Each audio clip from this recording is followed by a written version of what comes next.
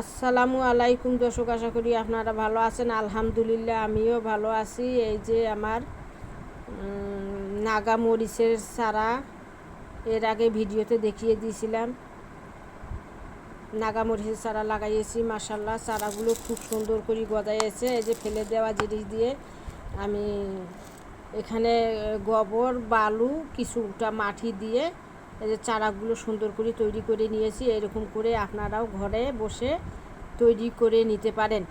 যখন আমরা বাজার থেকে বেগুন কিনে নিয়ে আসি, তাল বেগুন, ঢোপা বেগুন বলি, মানে যার কাছে যেটা ভালো লাগে, সেই বেগুনগুলোর বীজ পুরাট থাকলে সেই বীজগুলো সংগ্রহ করে আপনি সঙ্গে সঙ্গে লাগাই দিতে পারেন এবং বীজগুলো শুকাইও লাগাই নিতে পারেন।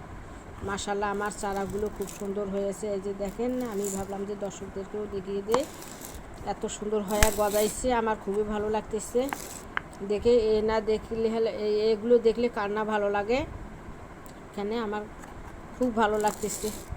অনেকগুলো চারা বের হয়ে গেছে। এখান থেকে যদি আমরা 3-4টে চারা সংগ্রহ করে লাগিয়ে দিতে পারি, মাশাল্লাহ এখান থেকে আমরা অনেকগুলো ফল খেতে পারবো। আমার ভিডিওটা যেখান থেকে দেখেন না কেন, লাইক কমেন্ট সাবস্ক্রাইব করে দেবেন মাশাল্লাহ, আমি যাতে আপনাদের সামনে নতুন নতুন ভিডিও নিয়ে আসতে পারি।